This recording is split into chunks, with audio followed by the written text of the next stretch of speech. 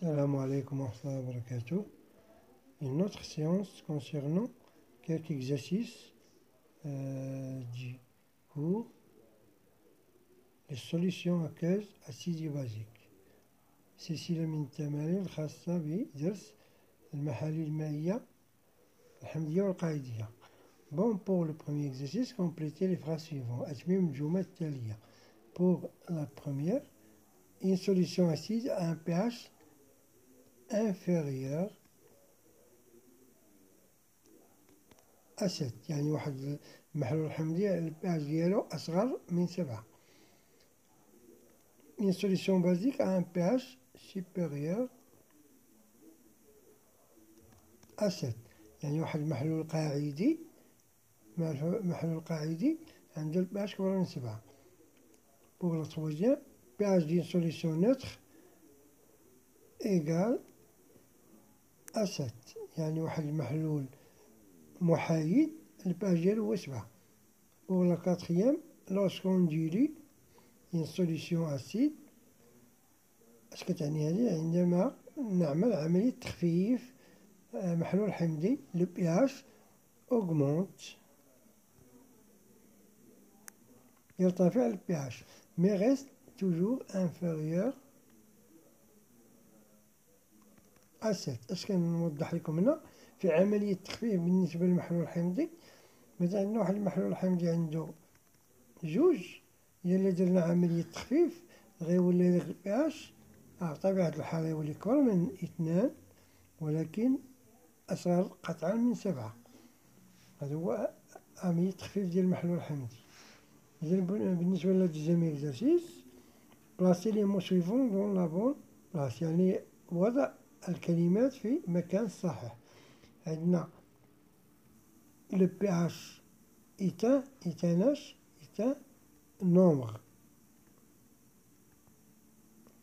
sans unité، يعني البي اش عدد بدون وحدة، معندوش وحدة compris entre 0 et 14 permettant de connaître le caractère plus ou moins acide d'une solution، يعني يساعد على معرفة الحمضية ديال المحاليل.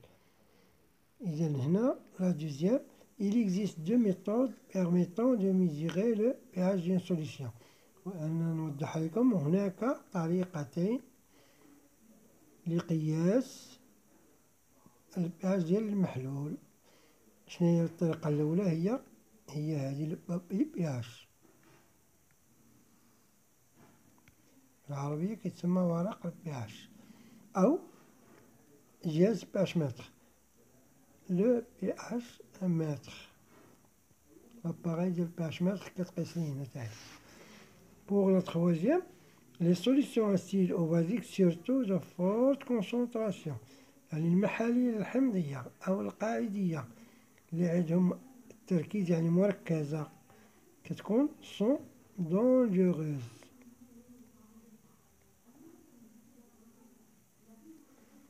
يعني كيكونوا خطيرين على البيئة وعلى الإنسان. إذا voilà pour les deux exercices، on va passer au troisième. Pour le troisième exercice، on considère les solutions suivantes. عطونا هاد لو طابلو، هاد الجدول، لي سوليسيون A B C D E F، وعطونا البي اش ديالهم. إذا السؤال الأول، avec quel moyen on a mesuré le pH de ces solutions؟ شنو المويان؟ كاين دو مويان، كاين بابي بي اش وكاين لو بي اش متر، كاين ورق البي اش وكاين جهاز البي اش متر. إذا بعد كتشوفوا هنا كاين الفاصلة هنا لا فيرغول، عرفوا أنه الجهاز ديال البي اش متر، يعني بي اش متر.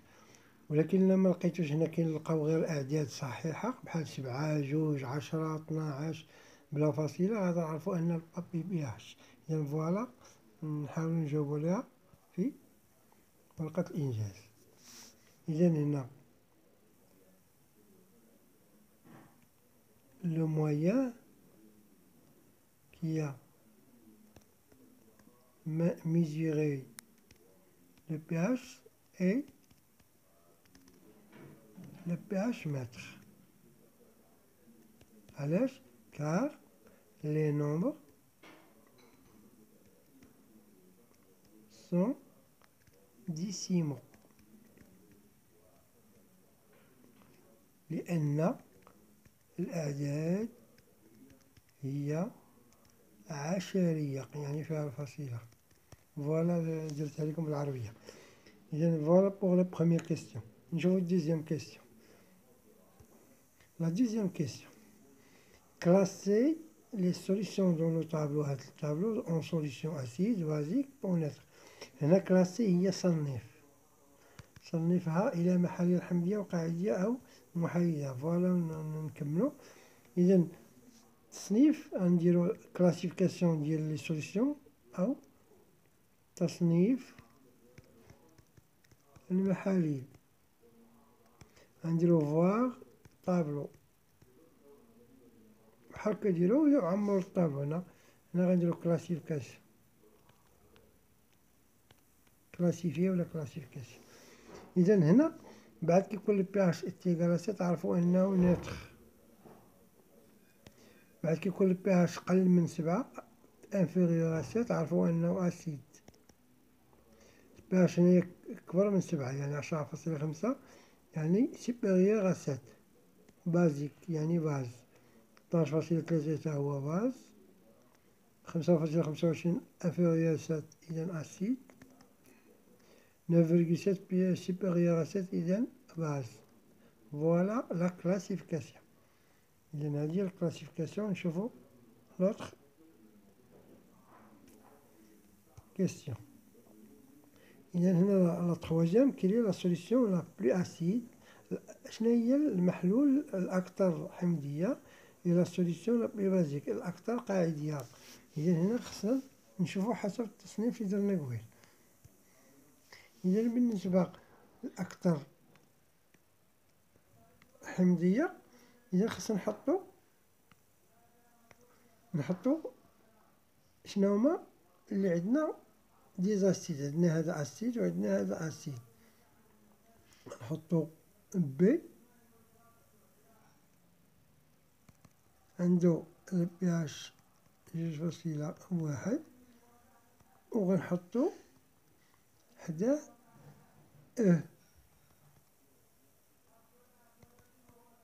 البي اش تيكال 5.25. هادو بجوج سوسون ديزاسيد بجوج هما اللي كاينين. إذا هنا اللي كيكون أكثر حمضية هو اللي عندو البي اش قليل. إذا بي اي لو بلو أسيد car il a ou bien c'est une solution et là car elle possède le stylo ne marche pas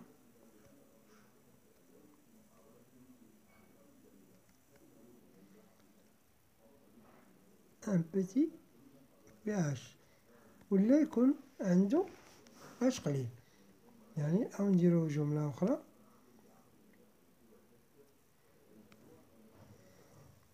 B le plus acide car son pH est plus petit. نحاولو نديرو جملة أخرى بحال هكا.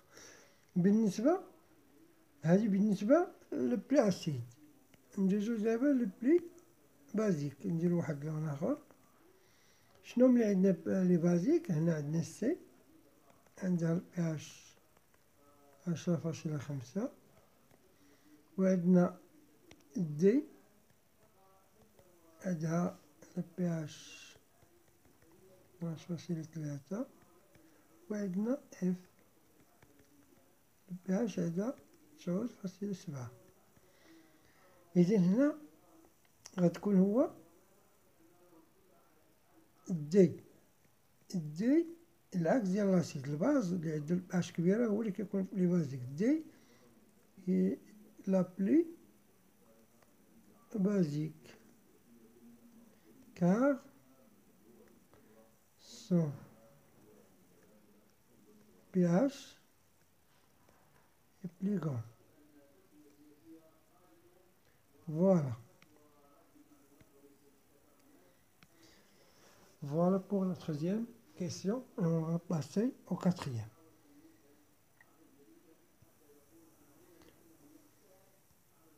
لو كاتخيام كلاسي لي سوليسيون بازيك، هضرو غير على المحاليل القاعدية دو بلو بازيك و موان بازيك، يعني من الأكثر قاعدية إلى أصغر قاعدية. غنحاولو نديروها،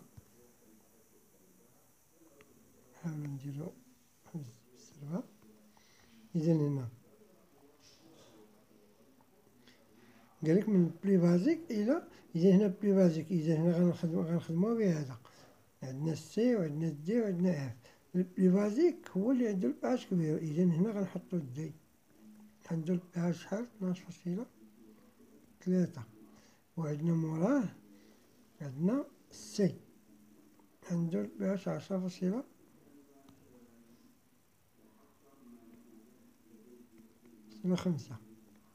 عندنا عاوتاني اف عندو 9.7. فوالا. وهنا غنديرو واحد السهم، هما قالك جيب لي بازيك الموان بازيك، إذا غنديرو هنا.